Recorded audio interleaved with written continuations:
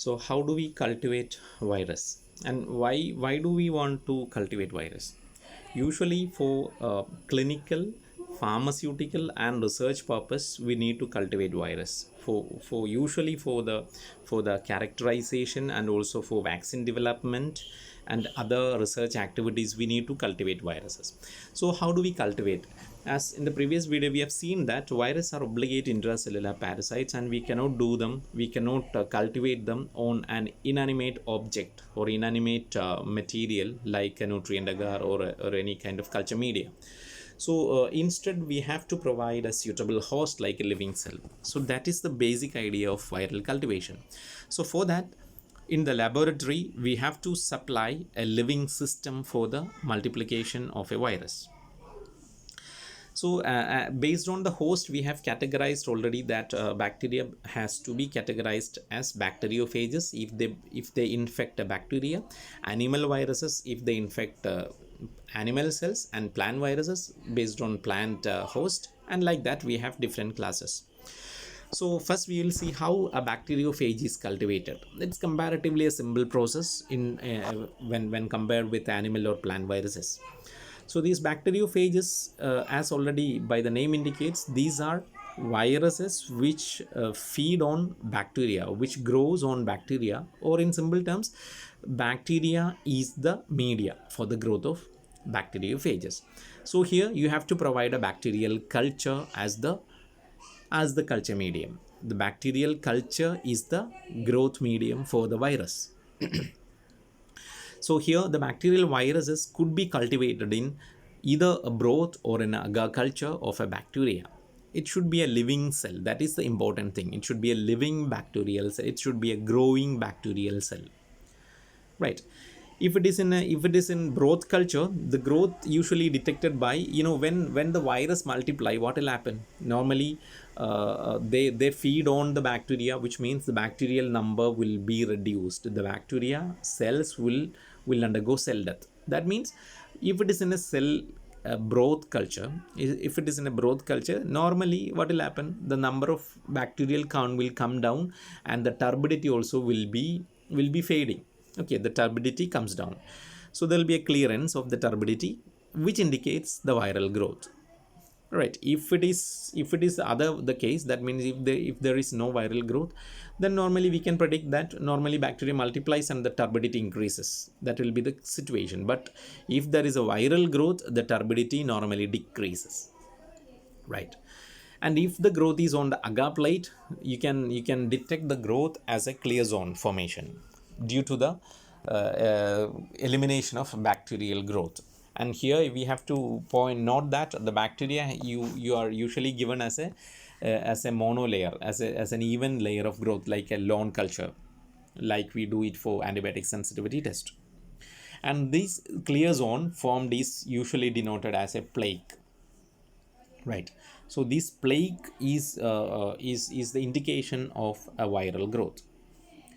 And here it is, like you can see there, each plaque is assumed to come from a single viral particle, and the estimate of the viral number is given as PFU per ml, or plaque forming unit per ml, just like the colony forming unit as in case of bacteria.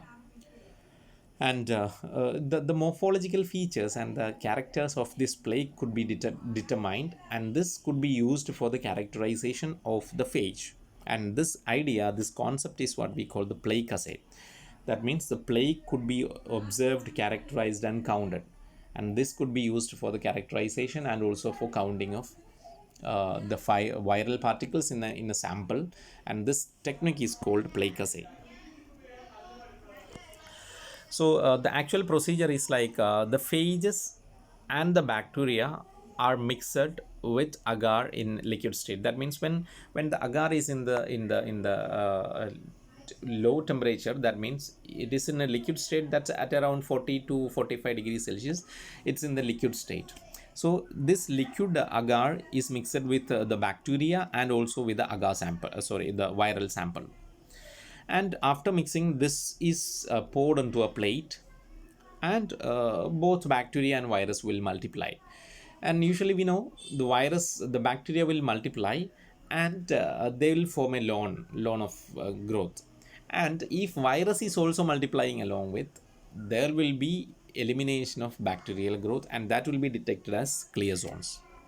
This also could be done as a double layer method, also in a double agar layer method, in which first we prepare an agar media, and on which we prepare a lawn culture of bacteria. By using a swab, we inoculate, prepare a lawn culture. That means an even growth of bacteria is prepared, and above which we add the sample in a separate agar medium, plain agar medium, and after that we incubate and observe for the clear zone formation. In both ways we can do this, just like we have different methods for pore plate method. Okay, so this is about the plague assay. So that's about the basic idea of bacterial cultivation, bacteriophage cultivation. Now we are moving into the cultivation of animal viruses. For animal viruses, we have basically three concepts, three principles are there. First one is the inoculation of the virus into an animal itself. That means this is an animal virus, so the best host will be an animal itself. And the second thing is, second and third are artificial things. The second is not artificial and not natural. It is an embryonated egg. It's an embryonated egg. It's you can say it's like an organism, and it's also, you can count it as a substrate. So that's an embryonated egg. And third one is a tissue culture. That's an artificial cell, and not artificial, in fact, that is in vitro cell. In vitro means it's outside the living system, right? So these are the three concepts for used for cultivation of animal viruses. So here the each of these three has its own properties. Animals are used for studying viruses which do not grow in cell cultures or eggs, and for testing vaccines. This is the basic purpose of doing animal inoculation, or animals being used as a host. That's not commonly used. It's used in special cases. Egg is a commonly used one. It's a fairly wide range of animal and human virus could be cultivated in egg. It's having a lot of applications. And cell cultures or tissue culture also, again, used for different viruses. And here not only virus plant infecting animals, but those viruses which infect and plants also could be done in tissue cultures. Then what about animal inoculation? There are different laboratory animals or experimental animals. You can see like monkeys, mice, rabbits, guinea pigs, different examples you can find. And the features are that we'll use the experimental animal according to the virus we need to study. We'll use an experimental animal which have similarity to the natural host of the virus, right? That is the concept, which experimental animal to be used. Then we have different sites of, or the routes of inoculation of the virus. We have intracerebral, subcutaneous, intraperitoneal, or intranasal inoculation. And each of the inoculation will develop different symptoms and different different types of viral growth observations will be possible. So after the inoculation of the virus, we have to we have to incubate the virus, incubate the animal. That means the animal will be allowed to grow for around 2 to 3 weeks. Then after that, we'll observe this virus for visible symptoms, signs and symptoms of this disease caused by this viral multiplication. Then you can observe for different lesions developed on the experimental animal, or in extreme cases the animal will be died. So in that case, the tissues will be collected and will determine the presence of virus in it. And the major advantage of using animal inoculation is that we can study the clinical features, the actual condition, the actual situation when a viral infection occurs.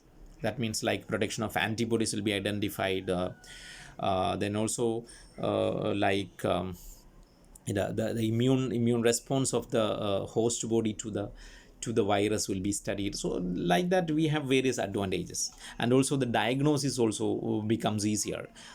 We can easily diagnose after testing, after looking at the signs and symptoms of the disease. right? So these are the major advantages, and the disadvantage is that it is expensive, and there will be difficulty in maintaining animals, and there will be various issues like ethical and other animal related issues are there. So that is the major that means like animal welfare issues also there. There is a moral and ethical issue, that is the major disadvantage. Now the second one is the tissue culture,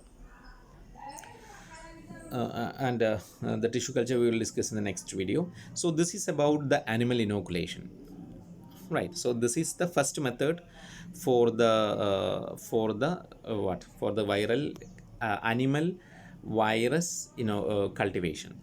Okay, so we will see the next method, that means the tissue culture, in the next segment of video.